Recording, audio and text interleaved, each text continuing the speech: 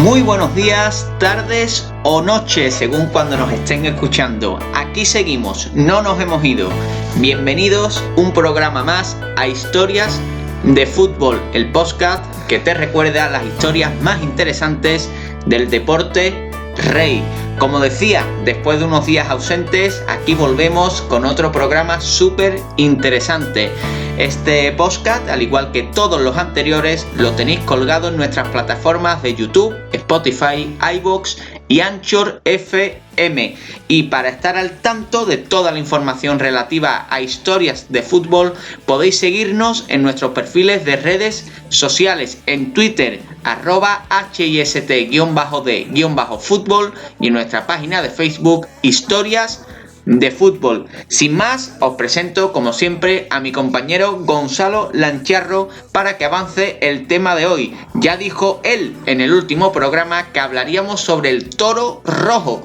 y aquí lo tenemos para que nos detalle qué es eso exactamente. Muy buenas, Gonzalo. Pues muy buenas, volvemos hoy día viernes 26 de febrero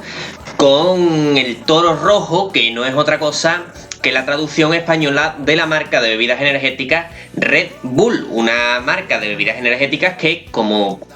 creo que todos los que nos estén escuchando sabrán, se ha ingresado en el mundo del fútbol comprando diversos clubes que pues están llegando a tener un éxito bastante considerable, no solo en sus respectivas ligas nacionales, sino en el fútbol europeo. Y aquí venimos a contar qué fueron de eso, que era de esos dos clubes o del fútbol en esas ciudades antes de la llegada de la multinacional Red Bull. Y en esta ocasión, aunque existen dos clubes más de Red Bull, como son el Red Bull New York y el Red Bull Bragantino, nos vamos a centrar en los dos clubes europeos de la franquicia, el Leipzig y el Salzburgo, y vamos a hablar de cómo era el fútbol en esas dos ciudades antes de la llegada de Red Bull. Vamos a hablar del fútbol en Leipzig y en Salzburgo antes de la llegada de la empresa Red Bull, pero hay que aclararles a nuestros oyentes, como bien has dicho, que la marca de bebida energética no solo tiene estos dos clubes, sino que Red Bull tiene otros clubes bajo su dominio, como son el Red Bull New York y el Red Bull Bragantino, en Estados Unidos y Brasil respectivamente. Pero vamos a dejarlos a un lado por esta vez para centrarnos en la influencia de Red Bull en el fútbol europeo. Y para ello vamos a comenzar hablando del Salzburgo, el equipo austriaco que domina, podemos decir, con mano de hierro la Bundesliga austriaca, superando a históricos como el Austria de Viena, el Rapid de Viena o el Sturm Graz. Además de lograr importantes logros también fuera de Austria, es decir, en el panorama europeo, como fueron esas semifinales de Europa League que alcanzaron en la temporada 2017-2018. Pero Gonzalo, como digo, hay que informar a los oyentes que mucho antes de esto en Salzburgo ya había un club que llegó a ser importante tanto a nivel nacional como internacional y que cambió de denominación en varias ocasiones. Efectivamente, y es que el precedente de lo que hoy en día conocemos como Red Bull Salzburgo lo encontramos en 1933 bajo el nombre de Sportverein Austria Salzburg, que es el resultado de la fusión del Rapid Salzburgo y el Salzburg Hertha,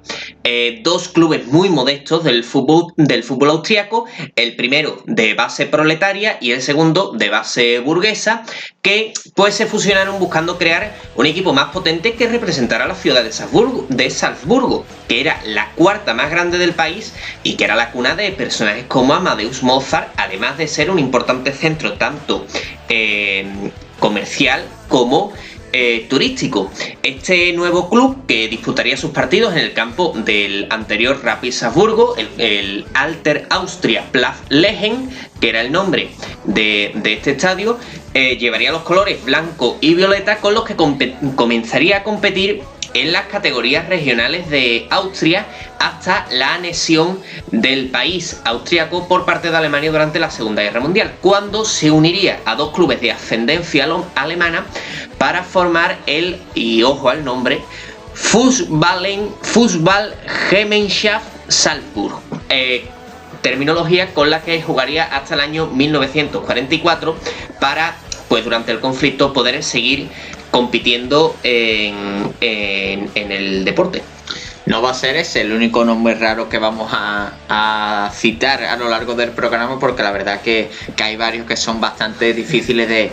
de pronunciar. Debemos también comentar que la posición geográfica de Salzburgo es complicada en este momento porque se encuentra pues en la frontera norte de Austria con Alemania, por lo que la influencia de la Alemania nazi en aquel entonces la zona era enorme, era brutal. Y en línea con esto, en el año 1947, una vez que finaliza la Segunda Guerra Mundial, se va a producir una absorción, Gonzalo. Efectivamente, en el año 1947, este Fußballen-Gemeinschaft Salzburgo, que como había sido conocido durante los 5 o 6 años anteriores, pues absorbería a otro club local, el ATSV Salzburg, convirtiéndose de esta manera en la principal referencia futbolística de la ciudad y logrando subir por primera vez a la primera división del fútbol austriaco tras coronarse campeón de la Tauernliga. No obstante, su paso por esta primera división austríaca sería poco exitoso, convirtiéndose siempre en un club de la mitad baja de la tabla y que llegaría a descender en varias ocasiones. No conseguiría todavía asentarse. En aquella época, Gonzalo, hay que decirle a nuestro oyente que va a llegar al club austriaco un futbolista como Erich Probst, que fue un delantero austriaco que se convertiría en el primer internacional del club, participando en el Mundial de Suiza de 1954. Sería el primer internacional de otros muchos que llegarían posteriormente, porque en la década de los 60 este equipo de Salzburgo va a seguir aportando jugadores a la selección. Efectivamente, pese a que en los 60 la situación deportiva del club no cambia en exceso, sí continúa siendo un importante centro de formación de jugadores y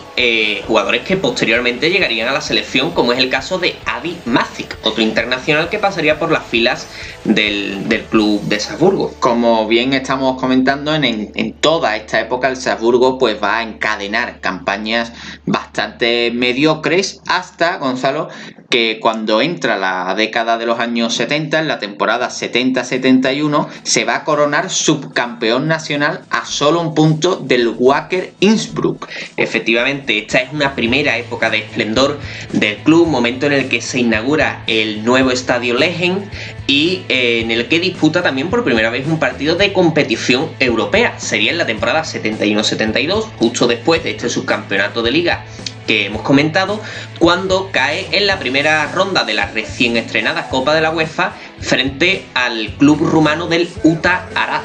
Y no quedarían ahí los éxitos del Sportverein Austria Salzburg, porque solo 2 años más tarde llegaría por primera vez a la final de la Copa de Austria, una final en la que caería derrotado frente al Austria de Viena. Esta primera edad dorada del club pues va a terminar en la temporada 76-77, en la que lograría superar la primera ronda de la Copa de la UEFA tras eliminar al Adanaspor turco por un global en la eliminatoria de 5-2, pero que ya en la siguiente ronda pues caería ante la Estrella Roja de Belgrado pese a empatar a 2 en el global. El equipo serbio de la Estrella Roja se llevaría la eliminatoria por el valor doble de los goles fuera de casa. Sin embargo, pese a este buen desempeño del club en la Europa, en la competición doméstica pues le iría bastante peor, volviendo a caer a la zona baja de la tabla, como decimos, en esa temporada 76-77. Y es en este momento un momento en el que el Salzburgo, después de tener unos buenos años, vuelve de nuevo a su posición anterior en el fútbol austríaco, cuando tiene un primer contacto con una empresa externa con el objetivo de darle un nuevo impulso al equipo, firmando un acuerdo con la empresa de juegos Casinos Austria y pasando a denominarse el club como Casinos Salzburgo en el año 1978, y denominación que ya le puede ir sonando más a los oyentes más iniciados en estas temáticas. Pese a que volvería a llegar a 2 finales de Copa con esta denominación de Casino Salzburgo, ambas perdidas frente a Austria de Viena y Grasser respectivamente, los años 80 no llegarían al esplendor de la década anterior, pues el Casino Salzburgo no lograría volver a puestos europeos hasta finales de la década, llegando incluso a tener que pelear la permanencia alguna que otra temporada con el Salzburger AAK, club vecino de la misma ciudad, que aunque solo logró mantenerse una temporada en la primera división austríaca, le discutió el papel protagonista en el fútbol local al Casino Salzburgo. Debemos de comentar, Gonzalo, que estos dos clubes eran los preponderantes en la ciudad y que se enfrentarían varias veces en segunda división, más allá de ese encuentro que hemos comentado, podríamos decir esporádico, ¿no?, que tuvieron en primera división. Pues como venimos comentando, el Salzburgo, más allá de ese esplendor en la primera mitad de la década de los 70, pues va a ser un club de esos denominados ascensores del fútbol austriaco, y hasta los años 90 no podemos decir que logra asentarse definitivamente, pese a ser un clásico del fútbol austriaco, pero es ahí, a partir de los años 90, cuando verdaderamente comienza a ser un club importante y un club clásico de la Bundesliga austriaca. Y efectivamente, porque en la década de los 90 llegan jugadores como Oliver Bierhoff u Otto Konrad, que bajo el mando del experimentado entrenador austriaco Otto Barich llevarían al Salzburgo a un escalón superior, volviendo a quedar subcampeón liguero en el año 1993, perdiendo la primera plaza en la liguilla posterior a la liga regular, una liga regular que sí habían terminado en primera posición, pero los éxitos del Salzburgo no se quedarían en ese nuevo subcampeonato. Con este subcampeonato, el Casino Salzburgo volvía a obtener plaza para disputar la Copa de la UEFA en la temporada 93-94, en la que, y ojo, sorpresivamente va a alcanzar la final de la Copa de la UEFA aquella temporada, tras derrotar en su camino hacia la final a equipos como el Royal Amberes, al Sporting de Lisboa, remontándole incluso un 2-0 en la vuelta gracias al gol de Ammerhauser en la prórroga, cuando jugaban con uno menos tras haber empatado la eliminatoria en el minuto 89 de partido. Es decir, estamos hablando de una eliminatoria mítica en Austria, y una eliminatoria de la que, si no me equivoco, el resumen del partido de vuelta está en YouTube, por si alguien que esté muy interesado en la temática puede echarle un vistazo al gol de Ammerhauser. A ver si lo buscamos y lo colgamos en nuestras redes, porque como decimos, estamos hablando de un partido bastante importante en la historia del Casino Salzburgo. Como hemos dicho, elimina al Royal Amberes, al Sporting de Lisboa en este partido histórico. Después va a eliminar al Eintracht de Frankfurt en los penaltis, y por último en semifinales derrotaría al Karlsruher, perdiendo la final ante el Inter de Milán de Dennis Bergkamp, que ya fue demasiado rival para el Casino Salzburgo. Como decimos, una final que perdió ante el Inter de Milán tras perder 1-0 en ambos partidos, por lo cual estamos hablando de que el equipo austriaco compitió bastante bien la final, pero bueno, estamos hablando de un Inter de Milán que es un todopoderoso y que contaba en su fila con uno de los mejores jugadores que hemos podido ver, que ha sido Dennis Bergkamp, que seguramente muchos de nuestros oyentes lo recuerdan por su etapa en el Arsenal junto a Thierry Henry. Pero es que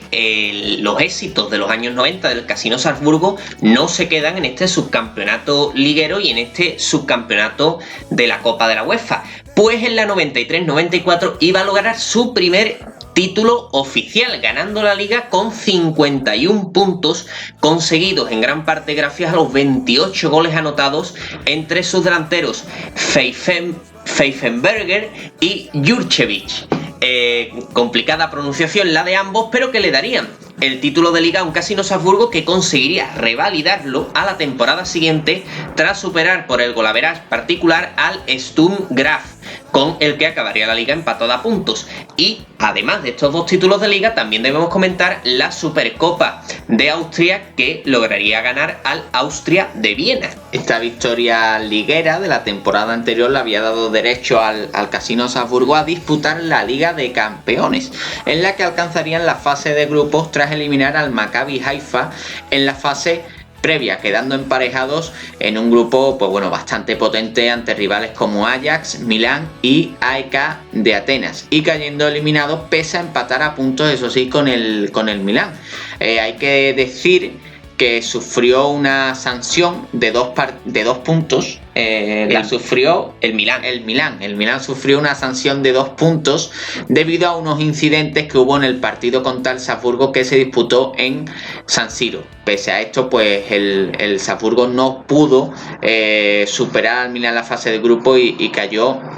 eliminado. Al término de esta temporada, Otto Varić, el gran artífice de este equipo que había llegado a cotas a las que nunca había llegado este equipo austriaco, pues renunciaría al banquillo, sufriendo un duro golpe el club que acabaría octavo en la temporada siguiente, pero al que la llegada de un nuevo entrenador, Herbert Weber, lo revitalizaría de nuevo, logrando la tercera Bundesliga de su historia en la temporada 96-97, última temporada que jugaría como Casino Salzburgo, tras lo cual empezó a ser conocido como Bastentor Salzburgo, que Bastentor era el nombre de una empresa financiera que pues sería el nuevo patrocinador principal del club, sustituyendo a los casinos Austria que habían patrocinado a este club durante casi 20 años. Sin embargo, Gonzalo, con esta empresa financiera pues no le va a ir tan bien, al menos como le fue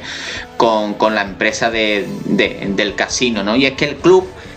tras estos años, podemos decir que los mejores años de su historia, quitando a la etapa actual ya con Red Bull, pues el club, como decimos, al frente ya con esta empresa financiera, pues va a volver a entrar en una etapa convulsa, va a volver a caer a la zona baja de la tabla de la liga austriaca, teniendo como único éxito el subcampeonato copero del año 2000, llegando hasta el penúltimo lugar en la temporada 2004-2005. Podemos decir que ahí tocó fondo, es decir, ya venía, como decimos, en decadencia, y en esa temporada 2004-2005 pues queda penúltimo en la liga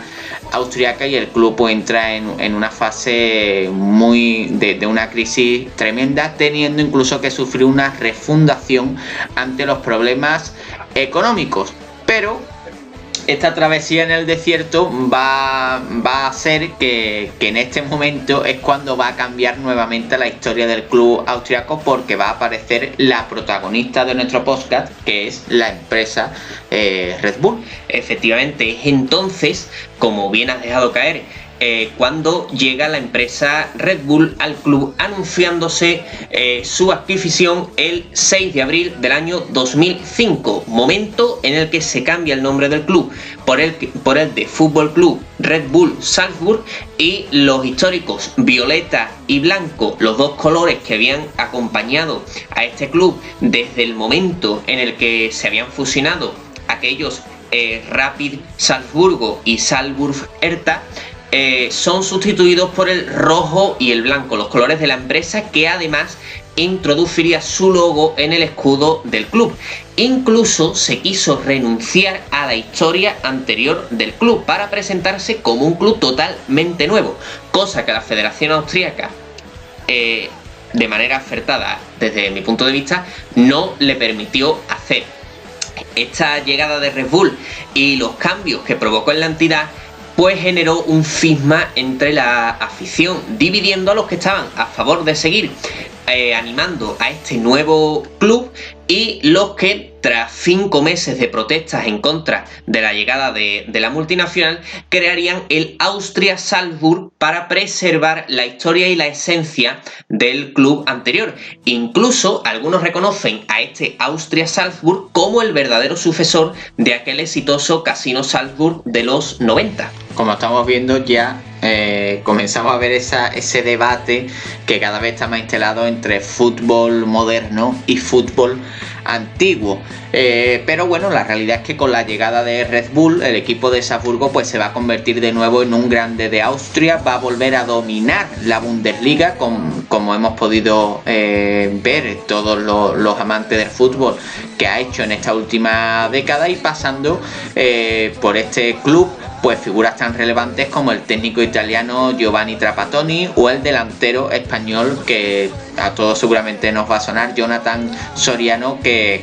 firmaba unas cifras de goles espectaculares en el equipo austriaco. Esta ha sido la historia de Red Bull en Austria, pero vamos a coger, Gonzalo, un avión o un tren, que quizás va a ser más sencillo y nos vamos a ir de Austria a Alemania. Efectivamente, una vez tratado el caso austriaco, tenemos que irnos al país vecino, a Alemania, donde los acontecimientos serían bastante distintos, pues el Red Bull Leipzig o Rasenballsport Leipzig tiene mucha menos historia de la que tenía este Red Bull Salzburgo. Tenemos que irnos al año 2006, cuando Red Bull, un año después de comprar el equipo en Salzburgo, planea entrar en el deporte alemán, como también había hecho ya anteriormente en Estados Unidos. Siguiendo el consejo de Frank Beckenbauer, amigo del dueño de la empresa, tratan de comprar un equipo de la ciudad de Leipzig, ciudad de gran tradición futbolística y con grandes infraestructuras, como el recién reformado Central Stadium, que había sido, como decimos, reformado para el Mundial de 2006 que se disputaba en Alemania. Además de ser un club que formó parte de la antigua RDA o Alemania Oriental, parte de Alemania que apenas había aportado clubes a la Bundesliga desde la reunificación del país. Es entonces cuando esta empresa de bebidas energéticas llega a un acuerdo con el Fútbol Club Sachsen Leipzig, quien había sido campeón en la época de la RDA, pero que ahora se había relegado a la cuarta categoría. Sin embargo, el rechazo de los hinchas del Chemie, como también era conocido este equipo, llevó a la Federación Alemana, a vetar la operación. Red Bull pasa entonces a tantear otros históricos equipos del fútbol alemán, como el St. Pauli, el 1890 Múnich o el Fortuna Düsseldorf. Todas las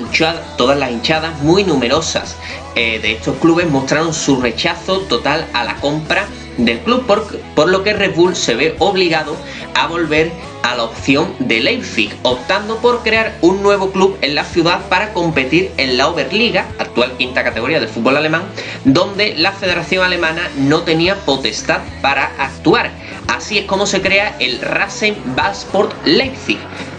Rasenballsport porque no podía meter el nombre de Red Bull en su nombre oficial, pero sí las siglas RB, con colores y escudos similares a los de la empresa. Y este club se crea, pero para poder competir en esta quinta categoría, la categoría más alta fuera del dominio de la Federación Alemana, pues tuvo que comprarle la plaza por 350.000 euros, según la prensa local, al Spiel und Sportverein Markgrafstadt. Un nombre complicado el de este modesto club alemán, que perdería la plaza en la quinta división del fútbol alemán en favor del recién creado Rasenballsport Leipzig. Yo creo que si hubiesen puesto un precio por letra, hubiesen ganado más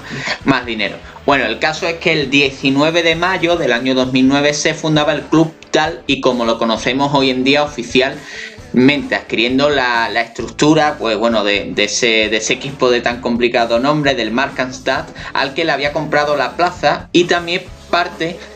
habían comprado, aparte de la plaza de ese equipo, pues habían comprado parte de las categorías inferiores del Sachsen Leipzig, del que también hemos hablado hace un momento. Este nuevo club, que va a disputar sus partidos en el Stadium Ambach de Markgrafstadt, mientras acababan las reformas en el Central Stadium para convertirlo en el Red Bull Arena, vería cómo los aficionados del Lokomotiv de Leipzig y del Sachsen Leipzig van a boicotear sus inicios, llegando incluso a provocar la suspensión de algunos partidos. El caso es que finalmente, pues bueno, tras la inversión de cerca de 100 millones de euros en una década, pues el club de Leipzig pues va a alcanzar la Bundesliga en la temporada 2016-2017, siendo un ascenso, pues bueno, quizás mucho más lento de lo esperado, y en el que hay que destacar la figura del director deportivo Ralf Rangnick. Pero el fútbol en Leipzig, Gonzalo, existe mucho antes de la llegada de Red Bull, que quizá ahora pues a todos nos suena el Leipzig porque lo vemos en Champions, pero fútbol en Leipzig ha habido siempre. Efectivamente, y tenemos que hablar de los dos clubes que pues intentaron boicotear, bueno, los dos clubes no, las hinchadas de esos dos clubes que trataron de boicotear los inicios del Red Bull Leipzig. Estos dos clubes no son otros que el Lokomotiv de Leipzig y el Sachsen Leipzig. Debemos comentar que Leipzig, en la región de Sajonia, siempre había sido una de las ciudades más importantes de la zona, tanto en la Alemania unificada, previa a la RDA, como en la propia RDA, por lo que su fútbol ya tenía una repercusión previa bastante importante previamente a la llegada de la empresa de Red Bull, caso diferente al que hemos visto en Salzburgo, donde sí le costó bastante empezar al club. Tenemos que hablar primero del Sachsen Leipzig, fundado como Britannia Leipzig en el año 1899 y tomando el nombre de Chemie Leipzig, como muchos aficionados aún lo conocen, en el año 1949, momento en el que alcanzaría sus mayores éxitos tras la Segunda Guerra Mundial y tras la reunificación del país y por tanto del fútbol. Es entonces cuando este club logra 2 ediciones de la Oberliga, las del año 1951 y 1964, además de vencer en la Copa de la RDA en 1966. Éxitos que le permitieron además participar en la Copa de Europa de 1965, eliminándose en primera ronda ante el Győri húngaro, y la Recopa de 1967, en la que caería ante el Standard de Liège en segunda ronda, tras eliminar previamente al Legia de Varsovia. Este Chemie Leipzig, que viviría como Sachsen en sus últimos años, tuvo que refundarse en el año 2011 disputando actualmente la Regionalliga, que es la cuarta categoría del fútbol alemán. Una historia mucho más dilatada que este Sachsen Leipzig tiene el otro club, el Lokomotiv Leipzig. Efectivamente, el Lokomotiv de Leipzig, que también le puede sonar más a algunos de nuestros oyentes, sería fundado en el año 1896 bajo el nombre de VfB Leipzig, tratándose de uno de los 80 clubes que participaron en la creación de la Federación Alemana en el año 1900. Este club, el VfB Leipzig, lograría su primer campeonato en el año 1903 ante el DFC Praga. Tenemos que comentar que entonces este DFC Praga y lo que actualmente es la República Checa pertenecía al Imperio Austrohúngaro y se le permitía participar en las competiciones alemanas. Pues bien, este partido decisivo frente al DFC Praga se retrasaría media hora por no ser capaces de encontrar un balón en condiciones para la disputa del partido. Las cosas que ocurrían en el fútbol de entonces. Bueno, hay que decir que en 1906 y en 1913 lograrían también la victoria en la máxima competición del fútbol alemán, que tenía un nombre, creo que el más difícil de pronunciar de todos los que llevamos en el programa. Es más difícil pronunciar el nombre que ganar la competición. Sí, ahí voy. Esta competición, que como decimos ganó el Lokomotiv de Leipzig en el año 1906 y 1913 y que se trataba de la máxima competición del fútbol alemán, se llamaba Meisterschaftstrophäe Victoria. Efectivamente. Yo creo que más o menos lo he dicho. Ahí ha quedado. Bueno, dejándonos de broma, como decimos, a pesar de estas victorias, los grandes éxitos del club verdaderamente van a llegar durante la época de la REDA. Que cuando recuerdo las siglas de RDA, me recuerdo a Lutz Eigendorf, que es otro de los programas que hicimos hace ya unas semanas y que recomiendo con insistencia que lo escuchéis porque es una historia impresionante. Bueno, como digo, los grandes éxitos del Lokomotiv de Leipzig van a llegar tras la Segunda Guerra Mundial, cuando el club se va a reorganizar como SG Prosteida, obteniendo al comienzo unos mediocres resultados en unos años 50 en los que se fusionaron con el SC Leipzig y jugaron bajo diversos nombres hasta llegar al año 1963 en el que se fusionaría temporalmente con el Chemie Leipzig hasta 1965, buscando así crear un gran club en la ciudad. Sin embargo, como vemos, esto no va a funcionar, solo va a durar 2 años y en el año 1965 volverían a competir independientemente como Lokomotiv de Leipzig y BSG Chemie Leipzig. Es entonces bajo la denominación de Lokomotiv de Leipzig cuando mejoran los resultados del club, comenzando a situarse en la parte alta de la tabla y logrando la victoria en la Copa en los años 76, 81, 86 y 87, Todos estos éxitos bajo el control de la empresa local de ferrocarriles, algo propio de todos los locomotives de Europa del Este y algo común también en los clubes de la Europa comunista, que se asociaban frecuentemente a empresas locales o a diversos estamentos del gobierno. El gran éxito del club a llegar en la Recopa del año de 1987, cuando llegaron a la final tras eliminar al Rapid de Viena, al Sion suizo y el Girondins de Burdeos, cayendo en la final ante el Ajax de Johan Cruyff por un gol que marcó el histórico Marco van Basten. Tras la reunificación alemana, el club se va a encuadrar en la segunda división de la Bundesliga, logrando ascender rápidamente tras el tercer puesto alcanzado en el año 1993. Eso sí, este ascenso va a ser fugaz y tras acabar último en la Bundesliga, el club va a comenzar una caída libre que lo llevaría a la refundación en el año 2004, una refundación que se llevó a cabo por parte de los aficionados como Lokomotiv Leipzig, FC Lokomotiv Leipzig, y comenzando a competir en la 11ª categoría alemana. Pese a esta refundación, este club seguía manteniendo una muy fiel hinchada, que llegarían a reunir más de 12.000 personas en el estadio, suponiendo un éxito total de asistencia para las categorías más bajas del fútbol alemán. Actualmente, al igual que el Chemie, disputa la Regionalliga en busca de un nuevo ascenso que los devuelva al fútbol alemán. Y hay que comentar que si la situación no ha cambiado mucho en 3 o 4 días, que dudo que haya cambiado, ambos se encuentran en la parte alta de la tabla y muy probablemente no tarden mucho en volver a la tercera categoría del fútbol alemán, especialmente el Chemie, que si no me equivoco va tercero en la Regionalliga. Como vemos y como hemos visto a lo largo de todo este podcast, estos dos clubes ejercen como resistencia al moderno fútbol de Red Bull en Leipzig, amparándose en una hinchada numerosa y en una historia con grandes momentos de gloria, al igual que el pequeño núcleo de aficionados del Salzburgo que crearon el Austria Salzburgo en señal de rechazo al dominio de Red Bull y sus intentos de borrar la historia anterior a estos clubes. Y con esta pincelada que nos relaciona a esa diatriba entre fútbol moderno y fútbol antiguo, llegamos ya ahora sí al final de este podcast sobre el antes y el después de Red Bull en Salzburgo y en Leipzig. Un programa yo creo que muy interesante para observar precisamente lo que ha supuesto la inversión foránea en la evolución del fútbol. Y sabemos que ha sido un podcast muy denso, con mucha información, con multitud de nombres, con multitud de datos, pero no hay ningún problema porque va a estar colgado en nuestras plataformas de YouTube, Spotify, iVoox y Anchor, y ahí lo podéis escuchar y reescuchar tranquilamente las veces que queráis y enteraros bien de todos estos datos y de toda esta información que acabamos de soltar. Y aquí ya llegamos, Gonzalo, y nos despedimos hasta el próximo podcast. Pues programa muy interesante, creo, este programa